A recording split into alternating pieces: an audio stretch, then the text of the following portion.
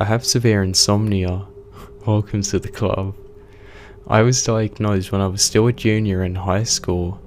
My parents found me in the kitchen, making pancakes at 3 AM. I hadn't slept in 4 days. Ever since, whatever stress hits me, I have to take my pills to get asleep. Of course, it is helpful sometimes to stay awake for longer. I can do much more when I'm not sleeping. I already learnt 2 languages that way, and countless assignments were done in quite a few hours after midnight. But the advantages only come for short. Staying awake for more than 3 days only lowers my productivity. If you don't rest for too long, all you do is bang your head against a wall. Besides, even the most loving and compassionate person has their limits when tired, and I'm already not very fond of people, to be honest. My mood is unbearable after the 4th day. Right now, I'm in college. I've decided to take a road trip for a certain highway with my friend Sebastian, just for the thrill of it. We both know how to drive, so it wouldn't be a problem if the driver needed to rest. Our destination would be our natal city, to visit his parents for their anniversary. After 5 sons, I don't know if his mother sees me more as her daughter or as a possible daughter-in-law, but what matters is that she makes the best apple pie in the world and is the nicest person on the planet. We were happy to come home to her. Naturally, we left on Friday afternoon and prepared to drive through the desert. I remembered it was past 11 and we decided to stop. That Pacific highway a lot of times is surrounded by miles and miles of deserts. You rarely see a restaurant or a city to stop and eat at. So when we saw that there was a small diner in the middle of nowhere, it was our call to stop.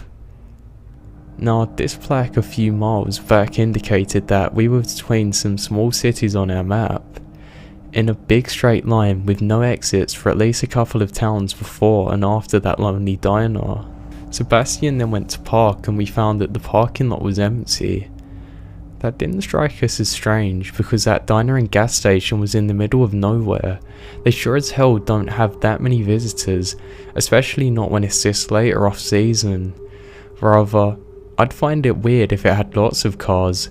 It was an old diner, your typical 50s style with neon lighting glowing fairly light in the darkness. Inside I could see the bright fluorescent light shining upon the turquoise walls. There wasn't a single soul inside, although the neon plaque indicated it was open. As soon as we stepped in, we could feel something different. I never felt such an acute urge to leave. The place was calm and clean, but that peaceful piano version of Suspicious Minds only made my heart jump in pure dread. We sat on a table near the door in silence, waiting for somebody, anyone to appear. There was something about that place that really made reality feel a bit loose. I suppose that's what happens in isolated places, when there aren't people around to confirm what you've just experienced. It was a wild, brand new feeling for me, and equally terrifying. But soon, a voice surprised us. "Hiya, welcome to Papa's Diner. How can I help you?" It was an old lady, maybe in her 60s, smiling like a grandmother. Her teeth were perfectly straight, slightly yellow, and completely fake. There was something motherly about her, but I could sense something else, ominous and very malicious. Can we get... What do you want, Casey?" Sebastian asked me. "Do you have pancakes with eggs and sausage and coffee for us?" "Yeah." "So the same for me, and 2 coffees please." Alright, I'll be back in a minute," she said, going to the back of the kitchen with the music still playing, and I didn't know if I was shivering from fear or the cold. I know one thing, it was damn cold in there. Soon enough, our food was there, and we had our time eating under a 50s piano. Now, the food was surprisingly good. Actually, considering how far and isolated this place was, why even bother to make the best meal available if it's the only option in miles? I guess the lady just liked to cook for people. That's probably the only reason this diner was still open, I'm guessing, because there wasn't a great flow of people through this highway either. Hell, We couldn't even remember seeing another single car within at least 3 hours. This place sure wasn't making a lot of money. I remember that we discussed who should be paying. Even broke college students still have some pride in paying their own bills every once in a while, you know. In the end, we agreed to split it in half. While Grandma thought it was such a modern thing for couples to share the check, we didn't bother to correct her. Soon we left. The sounds of the desert were comforting like a hug. This place still bugged me for some reason though. It was like we wasn't supposed to be there, you see. The more you think about it, the less sense everything makes. There was no house near, nor a city, so where did Grandma live? Also, why was she open at such an inconvenient time when it's obviously off season and nobody's going through the road? I didn't know. The whole thing felt sketchy. I was eager to leave, and since Sebastian was tired, I took over the driver's role. Now, our drive started off peacefully to begin with. For the next few hours, I drove in silence. The road was dark and empty, cutting through the desert sharply, but I wasn't tired. I hadn't slept the night before, but I was still in pretty good shape. Actually, my activity peak is usually on my second night awake. It's when I do most in less time, you see. So you can imagine my surprise when I started to feel weird. I don't know how to actually explain what I was feeling back then. Now I do remember that I started feeling it when my ears were closing up, like when you're underwater, deafening the sounds around me. All of a sudden, the radio playing a generic indie music was louder than it had been before. And not long after that, I felt something in the car with us. Now, we've all heard that stupid urban legend about the man in the back seat, but can you imagine how terrifying it is to think that maybe this time it isn't just a tale? We locked the car at the diner, yet I couldn't shake this feeling that there was a third person in the car with us. I couldn't force myself to look back, and I don't know, I just felt really off. And while I was battling those demons to keep on driving, Sebastian was sound asleep. I thought maybe I should focus on the road more, as this situation would hopefully pass. After a few miles, I saw some really bright stars, and they looked really big as well, but those stars started to move. I pulled the car right then. Sebastian ended up waking up, but he didn't worry me. I just told him, look out of your window and see if there's anything out of place. Would you? He said, but I was dead serious, and he ended up not questioning my order. The fear in his eyes said it all. Casey, what the hell is this?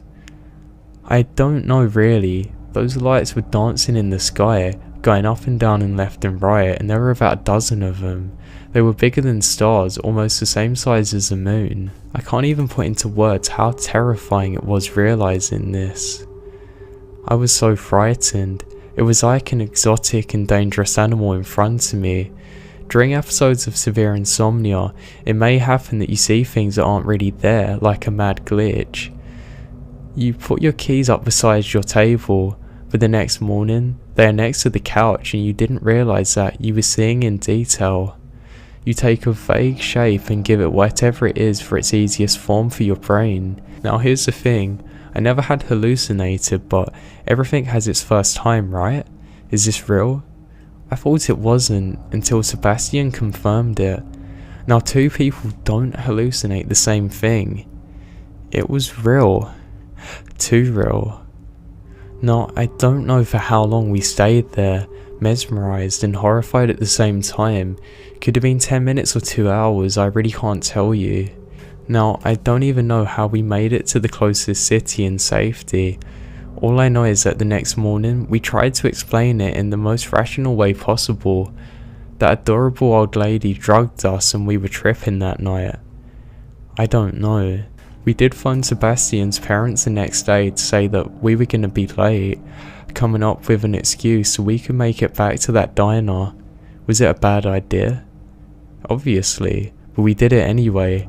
We went back to that same road trying to find it. We didn't. We went back and forth that patch, even going further until the last city we stopped at before the diner. But we couldn't find it anywhere, and we even asked the locals about it and just received confused looks.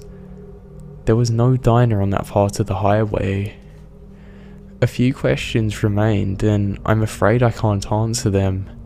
Things simply stopped making sense at some point. What were those orbs we saw? Who was the old lady that served us? And if it wasn't a diner, then what was it that night?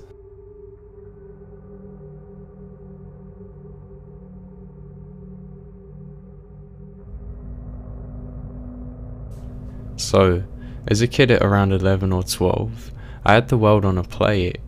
We had these woods around us that I never came close to finding the end of. I would wake up early in the morning when school was out, and my friend John and I would spend the entire day mucking around in these woods. We would pack sandwiches and sodas and just go nuts. We would play army, cowboys and Indians, you name it, we did it. This being the 80s, John and I were smart enough kids. My parents had no problem with this and enjoyed taking us to the army surplus to buy stuff like MREs and survival kits and knives and whatnot. It was actually pretty regular that we'd set up a camp close to our property and just stay there overnight. So not on an overnighter, but a one day that we were playing, we found a tree house in part of the woods that we'd never been to before.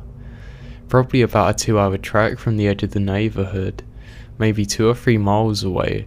It was hilly and rocky, seriously a kid's dream. The tree house is probably 30 feet off the ground, but it looks solid. We are stoked as we find our new castle. We hightail it to home to go and get some rope and stuff to quickly bring down the surplus supplies. John and I can't shut up about it over dinner. The next day comes and we hike out at almost dawn. We got a backpack full of rope and sandwiches and our knives and the rest of our stuff that we thought we would need. We eventually do make it there, and we spend a good few hours making a rope ladder so that way we can climb up there. We throw it up to the top and we play rock, paper and scissors to figure out who has to go in first. John wins and goes in first. Though when he comes out, he's white as a ghost and he wants to immediately go home. I'm curious as to what he's seen. The tree house is probably 8 by 8 and is about 7 or 8 high inside. As I climb up to look inside, I see that every single inch of the walls are covered in illegal porn. I really didn't know what to make of any of this, and John and I immediately got home as quick as we can. We informed my pops about it and he immediately phoned the police. The officer shows up and asks us a few questions like where is it, how did we get there, where did we buy the rope, and did we take any pictures. He got increasingly rude about it and my dad actually got annoyed at him. He left with our statement and said that he would be in touch. We're no longer allowed to take overnights in the woods after that, and we can't go out for more than a few hours without checking in. We actually built a really long tin can phone with the permission of my parents, which allowed us a bit more freedom, but we were pretty cut off from exploring deeper into the woods. Now fast forward a few years later. The same cop actually stopped me when I was hanging out in a different park. He saw me smoking and caught me with some drugs. John asked him what happened with that tree house and he just told us never to do drugs and left us alone. Many years later, John actually sent me an email saying how he read in a big town paper that the officer actually shot himself after he was found to be in possession of what was found. The thing that really creeps me out though is later in a state auction of some of his stuff, he was actually found to have that exact rope that we made.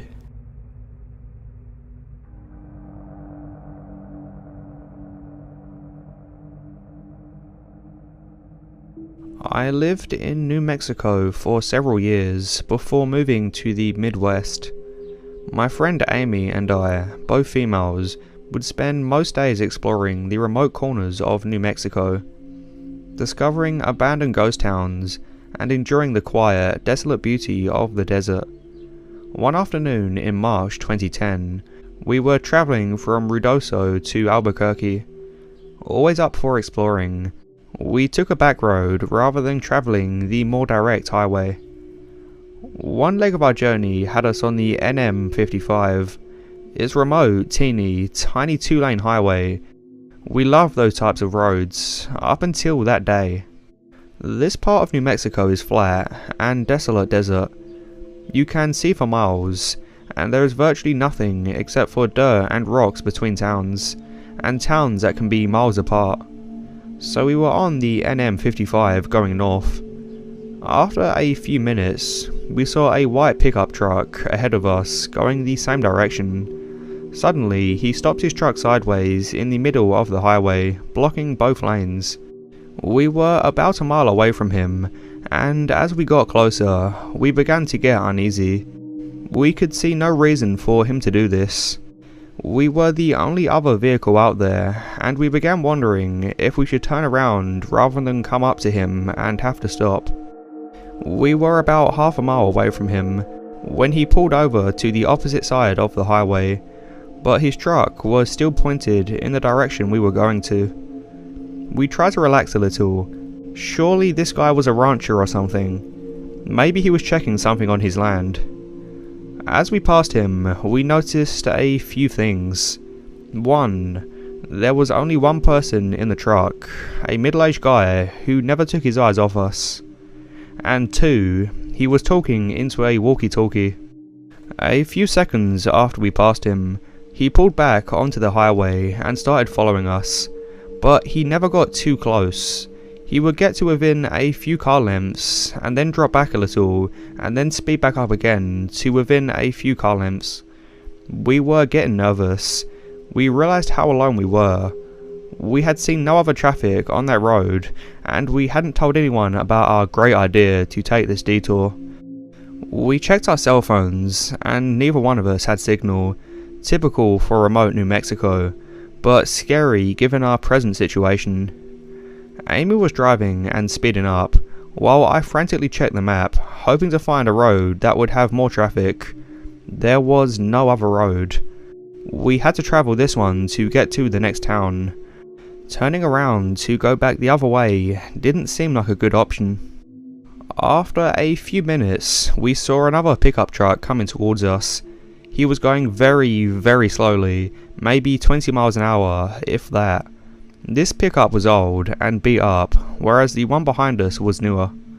Amy had us up to 75 miles an hour, which wasn't typically for us on those 55 mile per hour highways, and we blew by the old pickup as we passed it.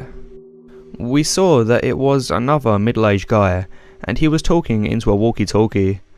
After that white pickup passed him, he did a U-turn and pulled in behind it. As we watched all this, we could see the white pickup truck guy talking into his walkie-talkie. No doubt these two knew each other. We were being deliberately followed, and for the first and only time in my life, I felt hunted.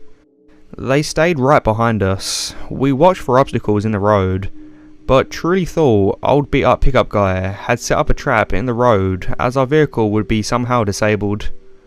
We talked about driving into the fields. We were an SUV, but this was obviously their territory, and we were afraid of what would happen if we went off the road and got cornered, so we stayed on the highway.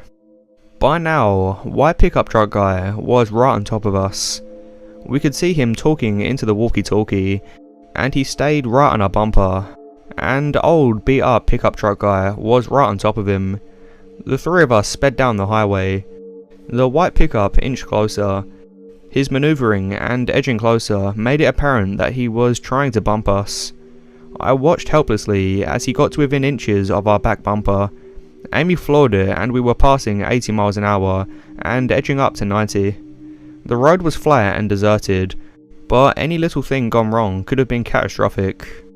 We absolutely were not going to slow down or stop if we could help it.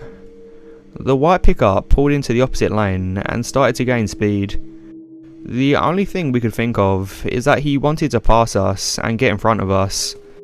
If he had got in front of us and his buddy was behind, then we'd be boxed in and trapped.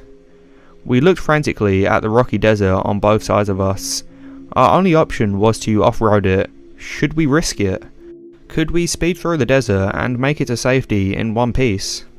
As we topped a small incline, we saw a sign that said Salinas Pueblo Missions National Monument, and it pointed towards a road on the left. And right at that moment, a blue pickup truck pulled out of that road and onto the highway in front of us. As we came up to the blue pickup, we saw the plate said US Park Service. We looked at each other and looked behind us. Both pickup trucks did U-turns and went the other way.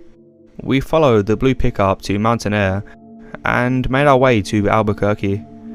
I don't know exactly what those guys' intentions were, but they weren't good. There is something seriously wrong out there. I notified the state police, and they said they would keep an eye on things. This area is very near Belen, NM, which is where Tara Calico was abducted. It's also about 100 miles from the Elephant Boot, which is where David Parker Ray had his little secret torture laboratory. But we didn't put all that together until later. Even though David Parker Ray had died by the time this happened to us, we do believe that there are others out there like him, and whoever had abducted Tara has never been caught. Or maybe we came into meth lab territory, but since this happened on an actual highway rather than a backcountry road, I tend to discount the meth lab theory.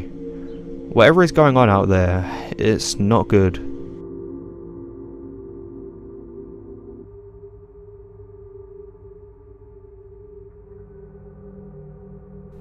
I used to work in defense, programming robots. I was stationed at an army depot in the Nevada desert, and we had a 4-wheeled robot we were building to guard the bunkers there. We were never told exactly what was in those bunkers, but I can only assume it was some advanced weapons. Anyway, the robot had a cluster of cameras on it, including an IR one. The infrared was really fun to play with at night. It sensed heat, so you could spot coyotes, rattlesnakes and rabbits and other desert creatures. One morning, I walked in our office. Everybody was crowded around the video console, watching the robots recording from the few previous hours. The video started with the robot driving its usual mindless route. Then, he picked up on something on radar, sounded his alarm and sped over to the radar bleep to get a closer look. When he got there, he pointed his colour camera, and there was nothing there. He then tried the infrared camera. This is when things got scary. There was a ghost standing in the desert in front of the robot. He looked to be a World War II soldier. He was in uniform with a rifle and a German Shepherd. The robot would be continuously toggling through the different cameras, the infrared and the colour, and the ghost kept on disappearing and coming back. Clearly the robot was confused. I'm pretty sure the ghost was confused as well. Eventually, the ghost decided he had better things to do and left. The robot then resumed its mindless route.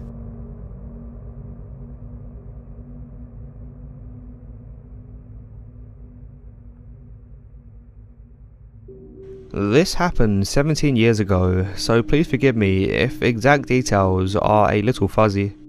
It was the summer of 1999, and I was spending the vacation with my mother in New Mexico. I was a 12-year-old girl and going on 21, and had a severe attitude. I made friends easily with a few girls that lived just around the corner from my mum's house. We spent every moment together that summer. We were a group of 4. All of us thinking we were older and smarter than everyone else. Nikki, Katie, Julie and myself were the last generation of home phone lines, playing outside on the trampoline until dark and sleepovers. We watched VHS tapes, listened to cassette tapes on our Walkman, and it was okay to let your children walk around the town at night, and we rarely locked the front door. We had no cell phones or internet. My backyard had a concrete wall around it and a gate. Behind the wall was a desert as far as the eye could see. Just barren wasteland of dirt, cacti, shrubs and mountain way all in the distance. This town had a major railroad track running straight through it, and there was a major street that had gas stations galore, restaurants, hotels and attractions. We all received the same warnings from our parents: stay out of the desert, stay away from the tracks, and don't walk onto the main strip at night. Do you think we listened? Absolutely not. Julie, Nikki and I spent our days walking through the desert, crossing the tracks, and down the strip to Katie's house. Sometimes we would just walk around till dusk. Some days we would go home to jump on my trampoline. This particular day, we got to Katie's house, prepared to stay the weekend because her parents were out of town, and we were having a party. The first night, the girls were jumping from a spiral staircase to a giant beanbag. I refused to participate in this due to my extreme fear of heights. We then got down to sleepover business, so to say, and decided to watch the original Exorcist. You know, the one with Linda Blair. Fucking scary shit, man. I didn't sleep. The second night, we all told our parents that Katie's mum, we obviously didn't tell our parents that we were alone, was going to drive us to the movies. We all got money for the movies, then promptly walked down the strip to get junk food at the little store. That's what we called it. Now, I wish I could say that we were aware of our surroundings, but we weren't. We were absolutely oblivious of the man who followed us all the way back to the house. I thought that I should mention that Katie's parents were loaded. They had a huge property with numerous buildings and broken down cars that her dad was remodeling. Their house had a large open kitchen, dining and living room. There were no walls and the whole room was lined with windows. There were 2 doors, front and back. The day went just as planned. We got our junk food and made it home safely. We made pizza in the oven, and for some reason, one of the girls turned on the TV to the news. As we were eating, we heard a story about staying indoors because there was a report of a suspicious man walking the strip. That's it, suspicious man. We laughed and joked about the man. Fast forward a few hours. I don't remember what happened, but as girls do, someone said that something hurt Julie's feelings, and she stormed out of the house. I went after her and opened the door, just in time to see her light up a cigarette. Yeah, we were bad kids. I sat her on a bench while she bitched about the other 2. Suddenly, the air got thick with anxiety. Julie felt it too. I quietly asked if she felt like we were being watched. She responded with a tiny nod, and then we were blinded. Someone was in a car in the driveway with their brights on us. My heart was racing as I stood up and pulled Julie out to the spot she seemed to be stuck in. As we turned to run inside, the man made a sound. I can't describe the sound other than a high-pitched squeal that turned into a growl. I was scared beyond all reason, but I somehow managed to get myself and Julie inside the house. As soon as we got inside, the headlights went off and it was pitch black again. I locked the door and turned off the light. By this time, Julie had regained her composure to tell the other 2 what had happened. As I frantically checked out the back door and turned off every light, I told them to shut up and listen by the back door.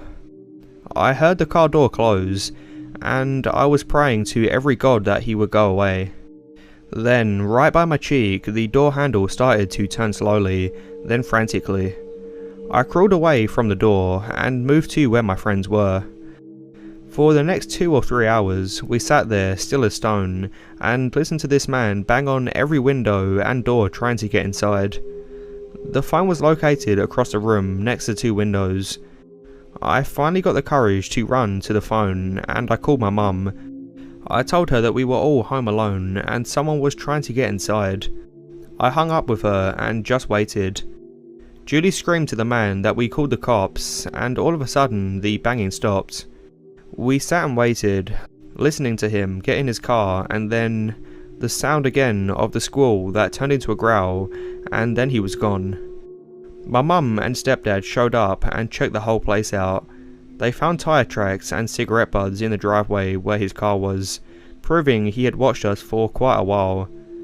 The truly scary part were the scratch marks all over the doors and windows. Needless to say, Katie spent the rest of the weekend at Nikki's house and had a great story for her parents when they got home.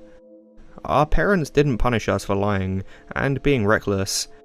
I guess 2 hours of torture at the hands of a madman was enough. We made a report to the police, but the man was never caught. Suspicious but creepy as hell.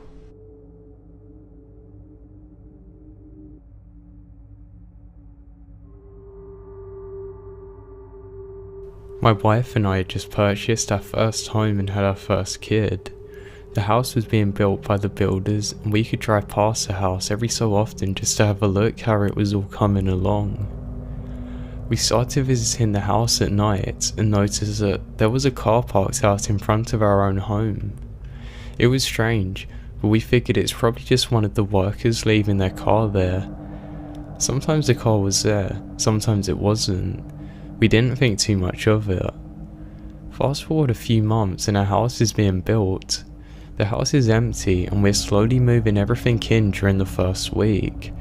As for the mysterious car, it started showing up late at night, but not parking directly in front of our house now, more like 50 feet away nearby a car park. Now, keep in mind, we're the only house on the block. This was a brand new development and we're literally the first home built. Now, we're literally a house in the middle of the desert. My wife demands we buy a security system, so I do. She spent many nights alone because I work late at night. I spend most of the day unpacking and hanging out with my 6-month-old son. My wife is at work, and I realised that there are no diapers or anything, so I called my mother-in-law and asked her if she could go and swing by the store to go and drop some off. I didn't have my car that day, so I wouldn't have been able to get there. I tell her that I will leave the front door unlocked because I'm going to be taking a nap with my son. A few hours later, my son is asleep on the bed, so I decide to go and lay next to him. I lay down when I hear the door chime with the security alarm to the front door. I know it's my mother-in-law and I didn't really feel like talking to her, so I figured I should just pretend that I'm asleep and she won't come upstairs. I heard the footsteps of her coming up the stairs then, but she was moving really slowly. I think it was weird, but figured she knew we were sleeping and didn't want to wake us. My back is facing the door to my bedroom and I hear the door open. I get into my pretend I'm asleep mode and stay still. I hear a quick breath of air as if she was startled to see us asleep. No other noise is made and I assume that she's just standing there. I think to myself, alright, go away now. But it takes a full minute or so before I slowly hear her backing up out of the room, going downstairs and suddenly leaving the house. As soon as I hear the door chime, I pop out of bed and walk downstairs to grab the diapers. There aren't any. I think, what the hell? She showed up and didn't even leave any. I then run over to the front window and she's gone. During this whole event, my phone was off and charging, so I turn it on and see that I have a new voicemail. It's from my mother-in-law. Sorry honey, I'm not going to be able to come over and bring those diapers. I got caught up in other plans. Have a nice nap.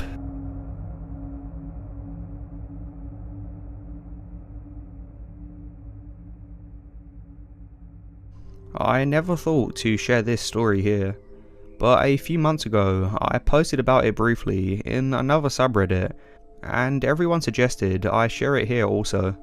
Some of you may have seen it the last time I shared it. I believe the day after the 4th of July, and my husband and I were in the middle of a cross-country road trip. We were driving through Texas, and for any of you who have driven across the entire state of Texas, you know that it is very long and very barren. Sometimes we go hours without seeing anything at all, and the towns we did pass through didn't consist of much more than a rusty old gas station and a few dusty little houses. Looking out the window, you would swear you were just driving through the same 5 miles of desert again and again. I had started to get a headache, and my husband suggested I take a quick nap to get rid of it. I remember allowing myself to doze off as I watched the beautiful colours of the desert sunset. The slowing of the car woke me up, and the first thing I noticed is how dark it was. I believe it was around 10 PM. My husband had stopped at a gas station with a small shop. He told me he was going in to grab us some food, and asked if I needed to pee. Knowing I might not have another chance for quite a while, I went into the shop and used the restroom. Both the men's and women's restrooms were down a little hall from the open area of the shop. I was groggy and tired and realised how badly I needed to pee, so I shuffled into the restroom. As I made the way the short distance from the door to the nearest 2 stalls, I made eye contact with a woman coming out of the only other stall. She didn't quite look homeless, but she was definitely messy looking. She had wild grey hair, almost shoulder length if it hadn't been sticking out of every direction from her head. It looked like it hadn't seen a brush in weeks. She was wearing ragged looking clothing, a pair of ill-fitting black workout shorts, and I remember noting her foam flip-flops. Several layers on top, one of them being a large purple and green coat. Keep in mind that this is Texas, in July. The jacket was hanging on her shoulders, crooked, like she hadn't been bothered to take more than a few seconds to put it on. She was carrying something in a tied up plastic grocery bag. I gave her a quick smile as our eyes met, and she just stared at me in return. Then her face turned wild and intense looking. Her eyebrows were set as if she was angry, but her eyes had a wild, alive look. She looked at me like she was hungry, and this was when I felt the first tinge of something wrong. I tried to brush it off. She waddled over to the sink, and I took my time shutting the stall door, because something about her posture in the front of the mirror struck me as pretty odd, and I was trying to figure it out. She was standing with her body more angled towards me, but her face was turned to the mirror. Her body was tensed, legs slightly crouched, as if she was ready to act. Her hands were not up by her face, or trying to fix the mess of hair, or even being washed. They were at her sides' elbows, also slightly bent. I wasn't sure why, but I suddenly felt uncomfortable. I regretted leaving my purse and cell phone behind.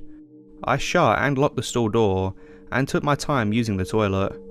I wanted her to be gone before I left the safety of the stall. I stayed there for long after I had finished, but the woman was still there, so I waited longer. Finally, I heard the smacking of her flip-flops as she made her way to the door. I heard it open and then slam closed. The door was pretty heavy, and had slammed the same way when I had entered. I stayed for a moment and allowed the wave of relief to wash me over, before I reached for the lock. Then I paused, fingers only an inch from the lock. I stayed as silent as I possibly could, to try and confirm what I just thought. Yes, I heard breathing. The woman had only pretended to leave. At this point I was scared and confused. Why had she tried to trick me into thinking she had left to only stick around to be as quiet as possible? I knew something was very wrong, so I stayed in the stall even longer, and this time it must have been at least 20 minutes. But I had no way of knowing for how long I stayed in the stall. I could tell from the direction of her breathing was coming from the side she had positioned herself in the far corner, right next to the door, but far enough that I couldn't see her feet. Finally, I heard her leave. This time I waited a few minutes to make sure she hadn't tried her trick again. I slipped out the stall, quickly washed my hands, and rushed down the hallway to the store. It was pitch black outside, and I had no idea where she was. She couldn't be far. A large man was checking out the register, so I waited near the window display until he left the store and quietly slipped out the door behind him. Sure enough, crouched right outside the front door is the woman. She seemed surprised as she stood and turned away, walking quickly around the side of the store. My husband was waiting in the car and asked me if I was okay since I had taken so much longer than usual, and I said I would tell him all about it once we were away from the store. The Redditors